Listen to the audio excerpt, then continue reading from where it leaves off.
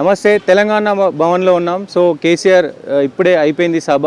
So చాలా 3 గంటల పాటు సో 1969 నుంచి 2023 వరకు సో ఉద్యమ కాలం నాటి గుర్తులన్నీ గుర్తు చేసుకుంటూ కూడా సో స్పీచ్ ఇవ్వడం జరిగింది. చాలా బ్రీఫ్గా అనాలిసిస్ చేశారు.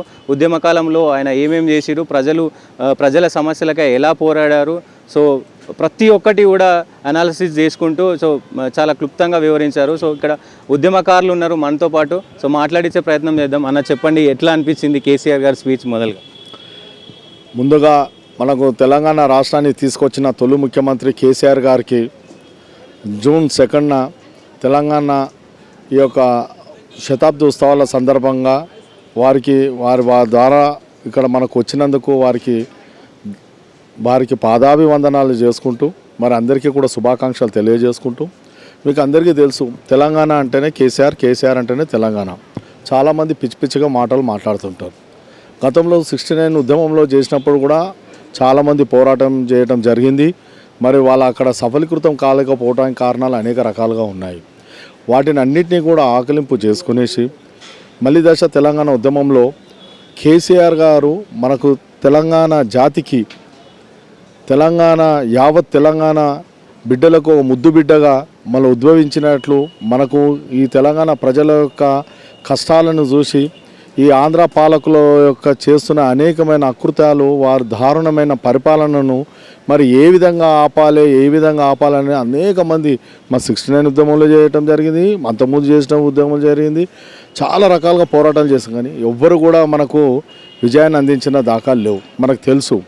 కానీ కేసీఆర్ గారు వారికి ఉన్న పదవులన్నీ అన్నింటినీ కూడా గడ్డి పోచుతో సమానంగా తీసి పడేసి కేవలం తెలంగాణ రాష్ట్రమే నా ఏకైక లక్ష్యం, తెలంగాణ ప్రజల యొక్క బాగోగులను చూసుకోవటమే నా ఏకైక లక్ష్యం, తెలంగాణ రాష్ట్రాన్ని తీసుకురావటమే, వారి అభివృద్ధి చేయటమే నా ఏకైక లక్ష్యం, తెలంగాణ రాష్ట్రంలో ఉన్న బిడ్డల యొక్క వారి యొక్క కావలసిన అన్నింటినీ కూడా వాళ్ళకి చదువులు అయితేంది, ఉద్యోగాలు అయితేంది, నీరు అయితేంది, మరి అనేక రకాలుగా అన్నింటినీ కూడా మరి చేసి కూర్చటమే నా విధి, నా ధర్మం అని చెప్పేసి కేసీఆర్ గారు మనసులో అనుకునే కాకుండా వారు ఆచరణ రూపంలో పెట్టడం జరిగింది.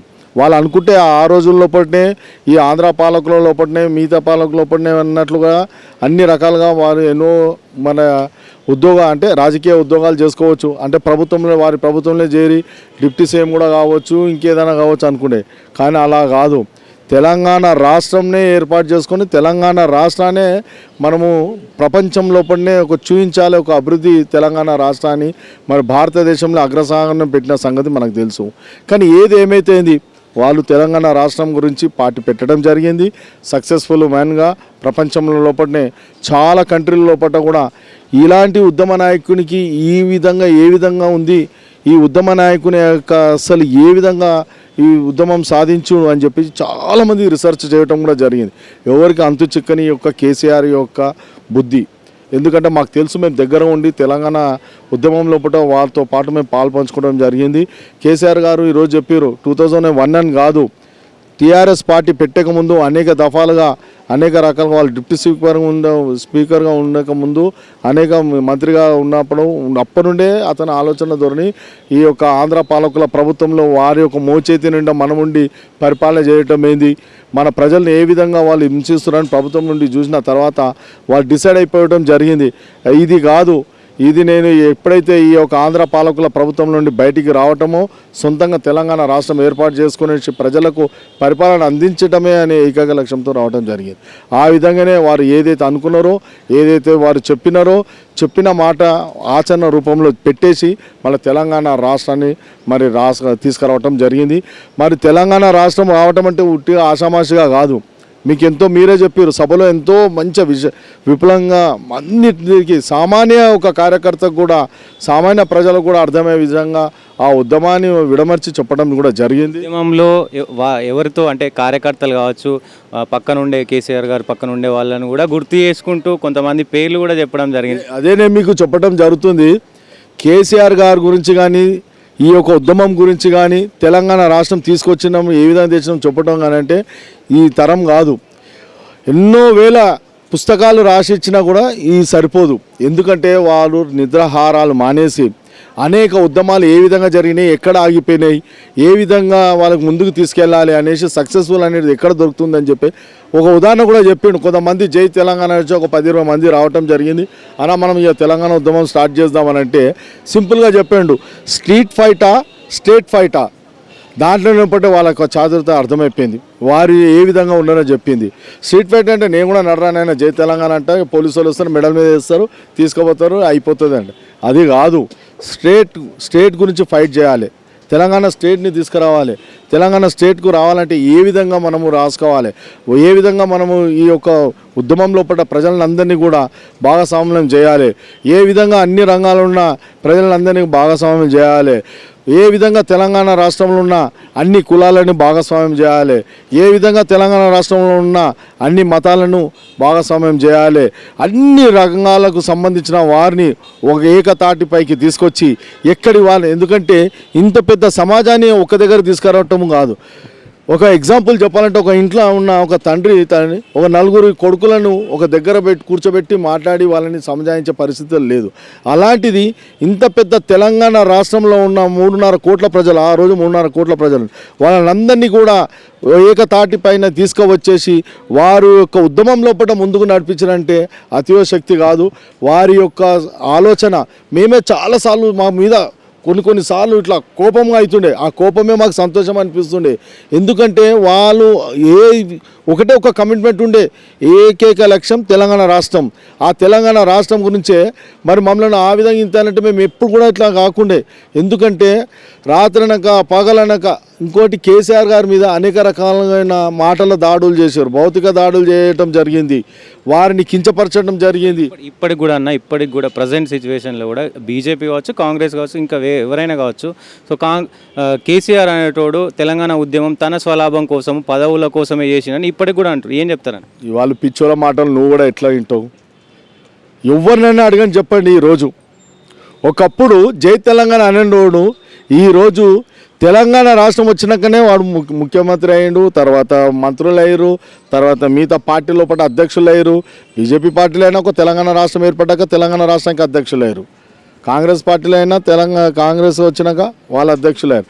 ఇట్లా కేసీఆర్ తెలంగాణ రాష్ట్రం తీసుకురావటమే కదా వాళ్ళకు ఒక సపరేట్మైన హోదాలు లభించినాయి. ఏ విధంగా అంటారు? అంత పిచ్చి పిచ్చిగా అర్థం లేని మాటలు. ఈరోజు కూడా కేసీఆర్ గారు ఎంత ఖాళీ కేసీఆర్ కదులుతుండనంటే అందరు గుండెలు దడదడ కొట్టుకుంటాయి. నిన్న కాక మొన్న మేము బస్సు యాత్ర లోపల వెళ్ళినాం, అశేషమైన ప్రజానికి మండు టెండర్ లోపలనే ఇట్లా రోడ్ల పైన బారులు నిలబడ్డారు. కేసీఆర్ని చూద్దాం, కేసీఆర్కి జై కొడదాం, ఓపెన్గా కేసీఆర్ అంటారు. అసలు నిజంగా చెప్పాలంటే కేసీఆర్ గారు ఓడిపోతారు, కేసీఆర్ సీఎం దిగిపోతారు అని ప్రజలు అనుకోలే. కేసీఆర్ గారు సీఎమే ఉండాలి, కానీ అక్కడ స్థానిక ఉన్న సమస్యలపైన, వాళ్ళకున్న ఒత్తిడిలపైన, ఆ యొక్క కొంతమంది ఎమ్మెల్యేల పైన ఉన్న దాని లోపల కోపంలతో వాళ్ళు చేసుకోవటం జరిగింది. దాని ఎఫెక్ట్ ఇక్కడ ముఖ్యమంత్రి గారి పైన పడ్డ సంగతి ఇప్పుడు ప్రజలు గమనించారు. ప్రజలు ఇమ్మీడియట్గా మాకు ఈ కేసీఆర్ పాలనే కావాలి, మాకు ఈసారి పాలనే కావాలి, మా పెద్దయిన పాలనే కావాలి, మా మామయ్య పాలనే కావాలనేసి ఈరోజు ప్రతి ఇంట్లో ఆడబిడ్డ కోరుకుంటుంది. మా తాతగారి పాలనే కావాలని ఈరోజు మనమరాలు కోరుకుంటుంది. మా యొక్క అన్నయ్య పాలనే కావాలని ఇలా ఆడపడుచులు కోరుకుంటారు. ఎందుకంటే వాళ్ళకు పింఛన్లు రావటం జరిగింది.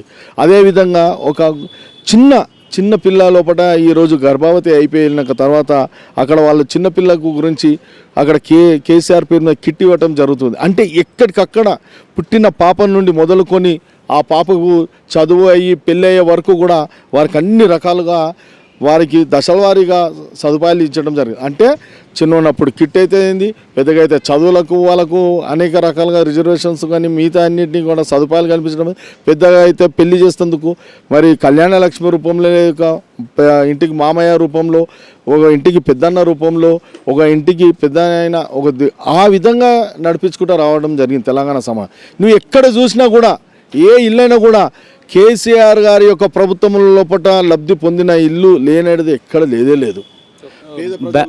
కమింగ్ బ్యాక్ పోతే అన్న, కేటీఆర్ కవిత గారు అసలు ఉద్యమంలో లేరు అని చాలామంది చెప్తూ ఉంటారు.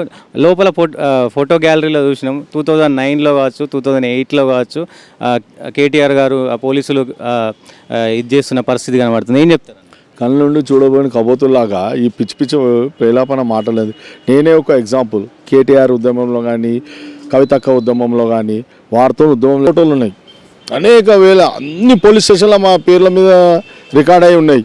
అక్కడ వెళ్ళి తెలుసుకోమని ఆయన ఇవన్నీ ఎవరు నమ్మరు. తెలివైన తెలంగాణ ప్రజలు ఈ పదే పదే ఇట్లా చెప్తా ఉంటారు. అంటే కేసీఆర్ గారు ఉద్యమం చేశారు ఓకే, బట్ కేటీఆర్ కవిత ఎక్కడొచ్చి ఉద్యమం అయిపోయినాక వస్తారని పదే పదే కాంగ్రెస్ బీజేపీ చెప్తా ఉంటుంది. అరే వాళ్ళు చెప్పినలే, వాళ్ళు ఎప్పుడైనా తెలంగాణ ఉద్యమం గురించి తెలుసా? తెలంగాణ ఉద్యమంలో ఎవరెవరు ఉన్నారని తెలుసా?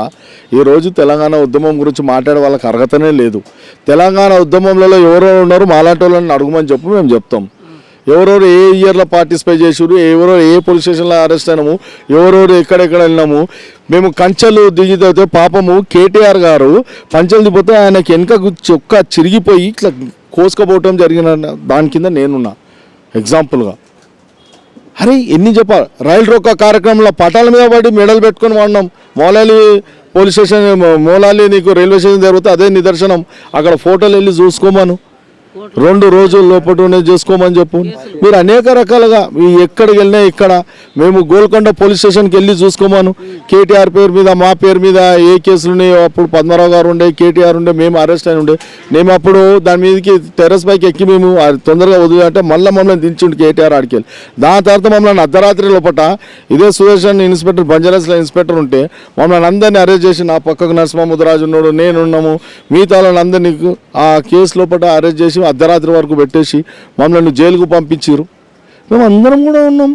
మళ్ళీ అక్కడికి వెళ్ళి అక్కడ జడ్జి గారి దగ్గరికి వెళ్ళి మళ్ళీ నైటే మేము మళ్ళీ విడుదల అయ్యి వచ్చినాం. అరే కోకొల్ల ఒక కేసు చెప్పాలి, 2 కేసులు. గన్ పార్క్ దగ్గర మొత్తం కంచేసారు, ఏం చెప్తారన్న? కంచె ఎనిపించాను కొత్తగా నా తెలంగాణ ఉద్యమకారులకు ఇటువంటి మస్తు చూసినాం. తెలంగాణ ఉద్యమకారుల యొక్క సత్తా చెప్పాలంటే చాలా ఉంది.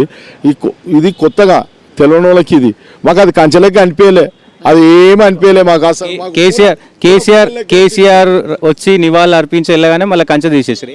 అరే రామా, అది మాకు పూల బొక్కలే కనిపి మాకు కంచెలే లేవు. మాకు ఎప్పుడు ఏది వేసినా ఎక్కడ వేసినా కూడా మేము తాటుకుంటూ వెళ్ళినాం. అరే మనం మిలియన్ మార్చులు వేయలేరా? దీనికంటే పెద్ద పెద్ద వేసారు. మిలియన్ మార్చులు అసలు నడుచుకుంటూ పోయినాం, కంచెల మీదకి వెళ్ళి దుంకుంటూ పోయినాం. షెట్లు మై దించేసి దాని మీద కాలు పెట్టేసి వేసుకొని దుంకినాం. ఈ కంచెలేందే కంచెలు ఇంకా చాలా చిన్నవి. అప్పుడు ఉన్న పరిపాలన లోపల చాలా రకాలుగా ఇదే ఇప్పుడు గత ఆంధ్ర ప్రభుత్వం లోపల వేసిన అనేక అరాచకాలు ఇంకా దీనికంటే చాలా గొప్పగా ఉండే. ఇప్పుడు సేమ్ అదే అక్కడికి వెళ్ళి వచ్చిన బ్లడ్ ఇది. ఆయనకు తెలియదు. లోగో కూడా చేంజ్ చేస్తా ఉన్నారు, ఏం చెప్తారన్న? ఇప్పుడు మన ముఖ్యమంత్రి గారు ఉన్నారు, రేవంత్ రెడ్డి గారు.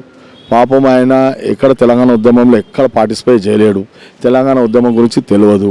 తెలంగాణ యొక్క యాస భాష, వారి యొక్క సంస్కృతి, వాళ్ళు చేస్తున్న అనేకమైన ఇమిడి ఉన్న మరి తెలంగాణ పోరాటాల యొక్క అడ్డలు, తెలంగాణకు చిహ్నాలు, అదేవిధంగా ప్రతి భాషకు, ప్రతి మాటకు, ప్రతి ప్రాంతానికి ఉన్న గుర్తింపులు తెలంగాణలో కూడా అనేక రకాలమైన ఉన్నాయి.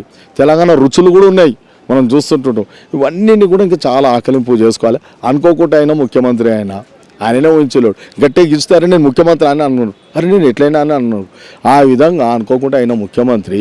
మేము కూడా మా ముఖ్యమంత్రి రేవంత్ రెడ్డి గారు చెప్పినాము, అయ్యా మా తొలి ముఖ్యమంత్రి శ్రీ కల్వకుంట్ల చంద్రశేఖరరావు గారి వారి యొక్క పాలన ఏ విధంగా సాధించా, వాళ్ళ యొక్క సలహాలు తీసుకుంటే నువ్వు ఏ విధంగా ముందుకు వెళ్ళాలి, తెలంగాణ ప్రజలకు ఏది అవసరము, ఏది కాదు, ఏది పెడితే మంచిది, ఏది తీసేస్తే మంచిది అని సలహాలు తీసుకుంటే చాలా బాగుంటుందని కూడా నేను నిన్నగా మొన్న అనేక టీవీలలో కూడా చెప్పిన.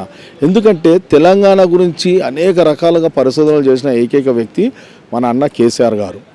వారు అన్నింటినీ కూడా అన్ని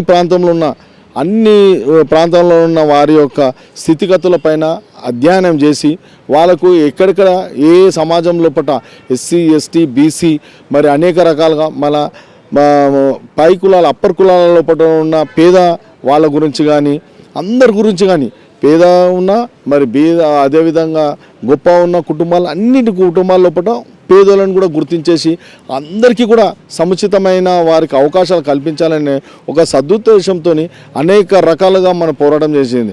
మీకు అందరికీ తెలుసు. ఫర్ ఎగ్జాంపుల్ చెప్పాలంటే ఒక దళిత బంధు అనే కార్యక్రమం బృహత్తరమైన కార్యక్రమం, దేశంలో ఎవ్వరు కూడా సాహసించని కార్యక్రమం. అలాంటి కార్యక్రమాన్ని కూడా ఈరోజు మరి మంటగల్పడం జరిగింది. రైతు బంధు కార్యక్రమం, రైతుల గురించి కావాల్సిన అనేకమైన స్కీమ్లు తీసుకొచ్చేసి రైతు బీమా అయితేంది, రైతు బంధు కార్యక్రమం పెట్టడం, అదే అక్కడనే ఆపేసేయడం జరిగింది. అనేకమైన అదే బీసీల గురించి వారి యొక్క పనిముట్లు వారి యొక్క జీవన సరళిని పెట్టేసి మరి మీకు యాదవుల గురించి మీకు తెలుసు, మేకలు గొర్రెలు అంటే నవ్వీరు, హేళన చేసారు, చేపలు అంటే హేళన చేసారు. గంగపుత్రుల యొక్క అన్ని కుల వృత్తులను కూడా గౌరవించుకుంటూ కుల వృత్తులను కూడా వాళ్ళ యొక్క దానిలో పట్టిన కూడా వాళ్ళకి ఆదాయాన్ని పెంచేసి అందరినీ కూడా మంచి గొప్ప వాళ్ళని చేసుకుందాం, వాళ్ళని మంచి ఫైనాన్షియల్గా ధనవంతులను చేసుకుందామని చెప్పి అనుకుంటే ఆ యొక్క ప్రోగ్రామ్ని కూడా ఇక్కడ నీరు గార్చడం. అసలు అంటే కేసీఆర్ గారు ఏదైతే ప్రోగ్రాంలను చేసుకుంటూ వచ్చిందో దాన్ని ఆపటమే ఏకైక లక్ష్యంగా కనిపిస్తుంది. అది కాదు, నువ్వు ఏం చేయాలనుకుంటున్నావు అనుకోకుండా అయిన ముఖ్యమంత్రి గారు నువ్వు ఏం చేయాలనుకుంటున్నావు, ఏది చేస్తే బాగుంటుంది, ఇంకా కేసీఆర్ కంటే పరిపాలన కంటే ఇంకా మంచి పరిపాలన ఇవ్వాలంటే సంతోషిస్తారు ప్రజలు. అలాంటి ఆలోచనలకు వెళ్ళు. కానీ కేసీఆర్ గారు తీసుకొచ్చిన అన్నింటినీ కూడా మాఫీ, ఇంకో రంగేయటము అదో పెద్ద మేధాస్థానం కాదు. ప్రజల లోపల ఈరోజు నీటి గురించి నీటి గురించి లైన్లు కడుతున్నారు, విత్తనాల గురించి లైన్లు కడుతున్నారు, కరెంటు లేక అనేక మంది ఉడకపోతుందని చెప్పి ఇండ్లకి వెళ్ళి బయటికి వచ్చేసి పసిపిల్లల ఆక్రందనలు వాళ్ళందరికీ కూడా ఈరోజు పరిశ్రమలు అన్నీ కూడా ఆగిపోవటం జరుగుతుంది. ఈ విధంగా ఇన్ని సమస్యలపైన నువ్వు దృష్టి పెట్టి తెలంగాణ మనం దేని గురించి అయితే దేని గురించి తెచ్చుకున్నాం తెలంగాణ మనము ఆ రోజులపట ఎందుకు తెచ్చుకున్నాం తెలంగాణ, ఎందుకు ఈ సమస్య వచ్చింది అని ఒక్కసారి అధ్యయనం చేసుకుంటే బాగుంటుంది. మరి ఆ రోజుల్లోపట మనం ఇదే తెలంగాణనే తీసుకొచ్చిన కేసీఆర్ గారికి నువ్వు ఈరోజు పెద్ద ఎత్తున సన్మానం చేసుకునవలసిన అవసరం ఉండే. కానీ ఏం చెప్పినావు, మాకు కాంగ్రెస్ పార్టీ ఇచ్చిందని చెప్పినావు. కేసీఆర్ గారు చాలా విషయాలు ఈరోజు మీరు అనేక పత్రికల్లో పేపర్లో కూడా వాళ్ళు విడుదల చేయటం జరిగింది. వాళ్ళు జరిగిన అవమానాన్ని కూడా వాళ్ళు చెప్పడం జరిగింది. వారిని కేసీఆర్ గారిని ఎంత పొగిడినా ఎంత మీరు సన్మానం చేసుకున్నా చాలా తక్కువనే. ఎందుకంటే ఇది ఎన్నో సంవత్సరాల నుండి కూడా ముడిపడి ఉన్న సమస్యను కేసీఆర్ గారు వచ్చిన తర్వాత మనకు 2014 లోపల తెలంగాణ రాష్ట్రాన్ని తీసుకొచ్చి ఇవ్వటం మన జరిగింది. తెలంగాణ రాష్ట్రం ఇవ్వటం జరిగింది. ఈ విధమైన తీసుకొచ్చిన ఈ బాపు గారికి మనమందరం కూడా తెలంగాణ బాపుని మన తెలంగాణ ముద్దుబిడ్డ మరి కేసీఆర్ గారిని ఈరోజు అనేక రకాలుగా కొనియాడుతున్న ప్రజలకు కేసీఆర్ గారు తెలియని అనే సమస్య ఎవ్వరికి లేదు. పుట్టిన బిడ్డ దగ్గరికి వెళ్ళి మరి ముదుసలైన 90 సంవత్సరాలు 100 సంవత్సరాలైన లేడీ వరకు కూడా ముదుసలకి కూడా ఈరోజు కేసీఆర్కి ఈరోజు పేరు గుండె లోపల ఉంది. ఎందుకంటే పుట్టిన బిడ్డకు కౌ అనే లోపల కేసీఆర్ కిట్టుతోని మరి పెద్ద ముసలైన తల్లికి పింఛన రూపంలో ఆమె మందులు గోళీలు వేసుకునే లోపల ఆ విధంగా ఆసరా ఉంటున్న కేసీఆర్ గారిని ఈరోజు మర్చిపోలేని సమాజము తెలంగాణ సమాజం. సో ఇన్ని చూసిన కేసీఆర్ గారు ఉద్యమకారులని కొంతమంది దూరం పెట్టడం వల్ల కొంత వ్యతిరేకత కూడా స్టార్ట్ అయింది. అందుకే ఈ అపజయం అని కూడా కొంతమంది విశ్లేషిస్తూ ఉన్నారు. ఏం చెప్తారు? ఎంతోమంది వేలాది మంది తెలంగాణ ఉద్యమకారులు పుట్టడం జరిగింది. తెలంగాణ ఉద్యమం గురించి పోరాటం జరిగింది. వారిని అందరినీ కూడా కేసీఆర్ గారు సముచితమైన స్థానం కల్పించి వాళ్ళని అందరినీ కూడా తనకు దశలవాలుగా పిలిపించుకొని వాళ్ళందరినీ కూడా ఏ విధంగా వాళ్ళని అకామిడేట్ చేయాలని గత ప్రభుత్వంలో 10 సంవత్సరాలు పరిపాలించిన ప్రభుత్వంలో అకామిడేట్ చేయడం జరిగింది. ఎక్కడ తెలంగాణ ఉద్యమకారులకు అన్యాయం చేసిన అనే మాటనే లేదు. ప్రతి ఒక్కరిని కూడా వారు చేయటం వారి యొక్క ఏ స్థితిలో వారిని ఎక్కడ కూర్చోబెట్టాలో ఆ స్థితిలో వారికి సముచితమైన స్థానం ఇవ్వటం జరిగింది. తెలంగాణ ఉద్యమకారులను అందరినీ కూడా గౌరవించడం జరిగింది. తెలంగాణ ఉద్యమకారులకే పెద్దపీట వేయటం జరిగింది. కేసీఆర్ గారి ప్రభుత్వం వేసిన పెద్దపీట ఇంకా ఎక్కడ ఏ ప్రభుత్వంలో కూడా వేయబోరు కూడా. అన్ని మాటల గారెడి. కోదండరామ్ గారి విషయంలో కావచ్చు, అటు గద్దరన్న విషయంలో కావచ్చు చాలా వ్యతిరేకత కొంచెం స్టార్ట్ అయిందని చెప్పి చాలామంది అంటే ఇప్పుడున్న సీనియర్ మోస్ట్ ఎనలిస్టులు కూడా అంటున్నారు. ఏం చెప్తారు? కోదండరామ్ గారు ఎక్కడికి వెళ్ళి వచ్చారండి? వారి యొక్క గుర్తింపు ఎవరు తీసుకొచ్చారండి చెప్పండి? కేసీఆర్ గారు ఇంత తెలంగాణ ఉద్యమం చేసుకుంటే ఒక ప్రొఫెసర్ కోదండరామ్ గారిని తీసుకొచ్చి వారికి తెలంగాణ ఉద్యమంలో పడే అతిపెద్ద పీట జేఏసీగా వాళ్ళని ప్రెసిడెంట్గా వాళ్ళని అధ్యక్షులుగా చేసి చైర్మన్గా చేసి వాళ్ళని ముందు నడిపారు. మరి అలాంటి స్థానం కల్పించి అనేక విధాలుగానే వాళ్ళనే ముందు పెట్టేసి మనం అన్నింటిని కూడా తీసుకుంటే వెళ్ళినప్పుడు ఉన్న యొక్క ఉద్యమాన్ని కానీ ఉన్న దాని లోపల కానీ వాళ్ళు ఏ విధంగా వారిని ఉపయోగించుకోవాలి, ఏ విధంగా చేసుకోవాలని వాళ్ళకు ఉండాలి. ఇప్పుడు ఇంత పెద్ద నాయకుడు కేసీఆర్ గారు ఇంత పెద్ద సమాజంలో లోపల అందరినీ గౌరవిస్తున్నప్పుడు కోదండరామ్ గారు కూడా గౌరవించడం జరిగింది. కోదండరామ్ గారు కూడా సముచిత న్యాయం చేయడం జరిగింది. అందశ్రీ గారు పాట సంగీతం విషయంలో అసలు తెలంగాణలో మ్యూజిక్ డైరెక్టర్లే లేరనే వాదనలు వినబడ్డాయి. సో అది ఆడియో లీక్ కూడా సెన్సేషనల్ అయింది. ఏం చెప్తారు దాన్ని? మనం తెలంగాణ రాష్ట్రం దేని గురించి తెచ్చుకున్నామండి? దేని గురించి తెచ్చుకున్నాం? ఈ విధంగా ఎన్నో పాటను అనేక రకాలుగా వాళ్ళు మన నవ్వుల పాలు చేస్తుంటే, వాళ్ళని అందరికీ దిగజారుతుంటుంటే, అందరి ముందు ఈ విధంగా మన యొక్క మాసిపోతున్న దాన్ని మనం అందరం కూడా మళ్ళీ తిరిగి తెచ్చుకోవటం జరిగింది. మరి ఇంతమంది కవులు, కళాకారులు, గాయలు మనం అందరినీ చూస్తాం. ఎంత మంచిగా పాడతారండి స్టేజ్ మీద వితౌట్ మ్యూజిక్తోని. ఉద్యమం సమయంలో జిఎల్ నామదేవ్ గారు కావచ్చు, వందరే మాత్రం శ్రీనివాస్ గారు కావచ్చు, ఇట్లా చాలామంది, ఇప్పుడు చరణ్ అర్జున్ కావచ్చు, చాలామంది మ్యూజిక్ కొడతా ఉన్నారు. ఆ కామెంట్ మీరు ఎట్లా చూస్తారు? అరే మీరే చెప్తున్నారు కదండి, మీకే తెలుసు, వాళ్ళకి తెలియదా? ఇంతమంది ఉన్నారు మన దగ్గర. ఎందుకు కీరవానికే ఇచ్చినండి? మన దగ్గర ఇంతమంది తెలంగాణ ముద్దు బిడ్డలు ఉన్నారు. చాలా బ్రహ్మాండంగా పాటలు పాడే వాళ్ళు ఉన్నారు, బ్రహ్మాండంగా మ్యూజిక్ చేసే వాళ్ళు ఉన్నారు, కోరస్ ఇచ్చే వాళ్ళు ఉన్నారు, రకరకాలుగా వ్యాసాలు రాసే వాళ్ళు ఉన్నారు, పండితులు ఉన్నారు. అన్ని రకాలుగా మన తెలంగాణ రాష్ట్రంలో పుట్టిన బిడ్డలు ఉన్నారు. వాళ్ళకి మనం సరైన అవకాశాలు ఇచ్చుకుంటే వాళ్ళని కూడా మనం గౌరవించుకున్న వాళ్ళం అవుతాం. సో ఎగ్జిట్ పోల్స్ వచ్చినాయి. ఎగ్జిట్ పోల్లో బీఆర్ఎస్కి 0 సీట్లు అని కూడా చెప్తున్న పరిస్థితి కనబడుతుంది. ఎన్ని సీట్లు వచ్చే అవకాశం ఉందని ఇప్పుడే మా గౌరవ తొలి ముఖ్యమంత్రి గారు కేసీఆర్ గారు చెప్పడం జరిగింది. మాకు ఎన్ని సీట్లు వస్తాయని కాదు, తెలంగాణ అప్పుడు మేము మొదట్లో ఓడిపోయినాము, చిన్న 0.8తోనే ఓడిపోయినాము, 1.8తోనే ఓడిపోయినాము. ఇప్పుడు ఎలక్షన్లు వచ్చిన ఒక్కసారి అగ్గు బగ్గు అయిపోతుంది. ఈ యొక్క పార్లమెంట్ ఎన్నికల లోపల ప్రజలు ఏ విధంగా తీర్పు ఇచ్చినా కూడా మళ్ళీ వచ్చే పార్టీ, మళ్ళీ వచ్చే ప్రభుత్వమే టీఆర్ఎస్ ప్రభుత్వం. ఆగస్టులో రేవంత్ రెడ్డికి గండం ఉంది, ఆగస్టు గండం ఉంది అని చెప్పేసి అంటూ ఉన్నారు. సో మళ్ళీ బీఆర్ఎస్ ఏమన్నా అది కేసీఆర్ గారు కూడా సీఎం అవుతారు, లేదంటే రేవంత్ రెడ్డి బీజేపీలో పోతారు అనే వాదన వినబడతా ఉన్నాయి. దీన్ని ఎట్లా చూస్తారని? నేనేమో జ్యోతిష్కుని కాదు, ఎవరో చెప్తుంటే జ్యోతిష్కులు చెప్తారు, ఆ జ్యోతిష్కుల పని అది. కేసీఆర్ గారు కూడా మరి సీఎం అవుతారు అని ఎట్లా ఏ హోప్స్ తోటి చెప్తున్నారు? తప్పకుండా ప్రజలు ఏది కోరుకుంటారో అదే జరుగుతుంది. 100% ఎందుకు కోరుకుంటారంటే కేసీఆర్ గారిని వారు చేసిన పనులను మేము ఎక్కడ వెళ్ళినా బస్సు యాత్రలో కేసీఆర్ గారు సీఎం కావాలి, సీఎం కావాలి, సీఎం కావాలని కోరుకుంటారు. కేసీఆర్ ధన్వనే ఇట్లా అనలేదు. మేము మీకు ఎవరైతే ప్రజలు మైండేట్ ఇచ్చారో దాన్ని గౌరవించుకుంటూ వచ్చినాం. కానీ ప్రజల లోపల వాళ్ళు ఈ యొక్క రేవంత్ రెడ్డి గారు సీఎం లేక చూడలేకపోతున్నారు. ప్రజలు వాళ్ళకి తెలుస్తుంది, అయ్యో మేము ఎందుకు పొరపాటు చేసినాం, ఇంత మంచి కేసీఆర్ గారిని మేము ఎందుకు జరిపినాం అని ప్రజలందరూ నిత్యం కూడా గుళ్ళకి వెళ్ళి గోపురాలకు వెళ్ళేసి భగవంతుని కోరుకుంటారు. మాకు తొందరగా మళ్ళీ సీఎం కేసీఆర్ గారిని 2 నెలలు చేయండి, 3 నెలలు చేయండి అని కోరుకుంటారు. కోరుకునే దాంట్లో ప్రజలలో కూడా తప్పేముంది, భగవంతుని కోరుకుంటారు. భగవంతుడు మరి ఒకవేళ అనుగ్రహించి నీ నోటి పొన్న అదే జరిగితే సీఎం గారికి కేసీఆర్ గారు మళ్ళీ సీఎం అయినా ఆశ్చర్యపోయే అవసరం లేదు. రుణమాఫీ విషయంలో ఆగస్టు 15 లోపు రుణమాఫీ చేస్తా అన్నారు. హరీష్ రావు గారు కౌంటర్ వేసిరు. సో రుణమాఫీ నువ్వు నిజంగానే చేస్తే నేను రాజీనామా చేస్తా అని చెప్పేసి ఎట్లా ఉండబోతుంది సినారియో? 100% హరీష్ రావు గారు చెప్పిన దానికి సవాలు స్వీకరిస్తే మేము కూడా సంతోషపడతాం.